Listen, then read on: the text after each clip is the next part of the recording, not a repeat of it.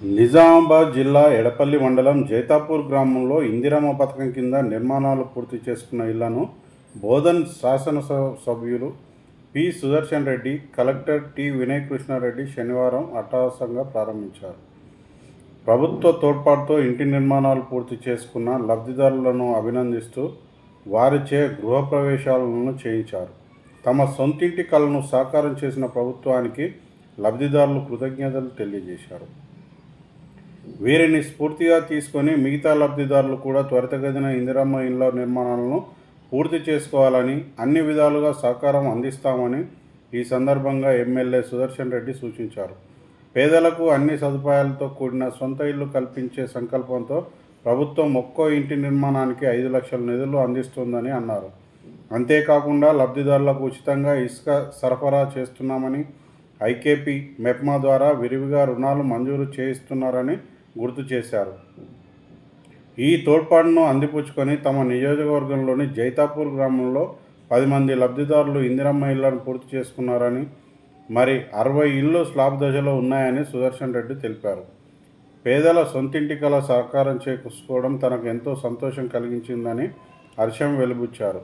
కాగా గ్రామంలో ఆరోగ్య ఉప కేంద్రానికి, విద్యుత్ వసతి, మహిళా శక్తి భవనాలకు టాయిలెట్స్ నిర్మాణానికి చర్యలు తీసుకోవాలని ఈ సందర్భంగా ఎమ్మెల్యే అధికారులకు సూచించారు.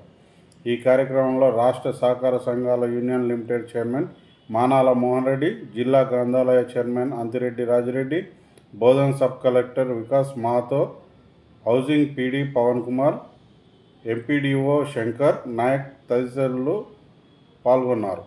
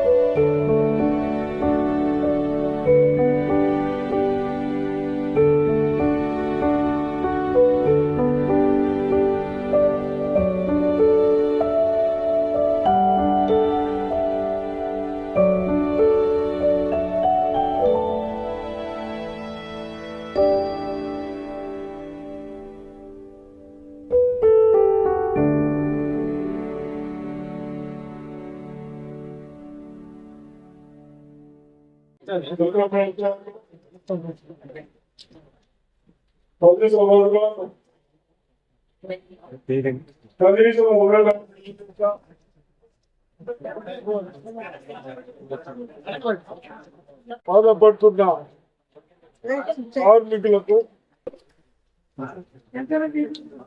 మన ముఖ్యమంత్రి రేవంత్ రెడ్డి గారు వచ్చిన తర్వాత గతంలో కాకుండా చిన్న వాళ్ళకు కనీస సౌకర్యాలు ఉండాలి.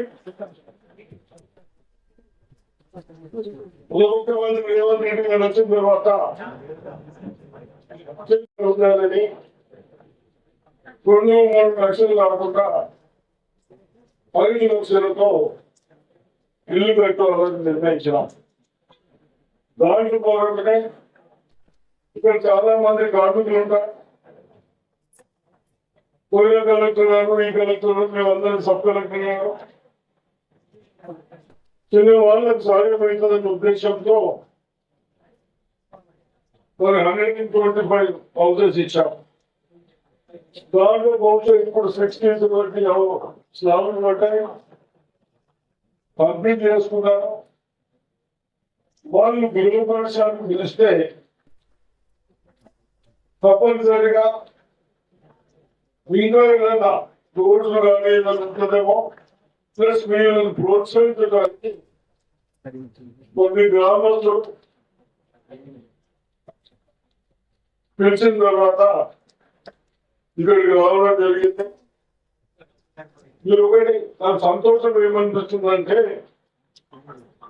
గతంలో కాకుండా మీరు రైతు బాగా పెంచుకున్నారు మంచిగా 4 ఫీట్ల దాకా పెంచారు 3-4 ఫీట్ల పైన పెంచుతే ఎయిర్ సర్క్యులేషన్ అవుతుంది గాలి సర్క్యులేషన్ అవుతుంది ప్లస్ అందరూ కూడా దూరం రాకుండా నెట్లు పెడతామే కొందరు పెట్టారు కొందరు పెట్టలేదు వీళ్ళందరూ దూరం రాకుండా నెట్టు పెట్టుకొని తీసి పెట్టుకుంటే మనకు చెవుకలు రాకుండా మంచి గాలి వస్తుంది తప్పనిసరిగా ఇటు ఇటు రెండు సైడ్లో ఓపెన్ చేసి పెట్టుకోవాలి అదేవిధంగా మీరు వాస్తు వాస్తు పర్ఫెక్ట్ పెట్టుకున్నారు లాండ్రీస్ డోర్లు మన కిచెన్ మెటీరియల్ ఇవన్నీ తెప్పించేందుకు మీరు మంచిగా కట్టుకున్నందుకు మీ గ్రామంలో అన్ని విధాలుగా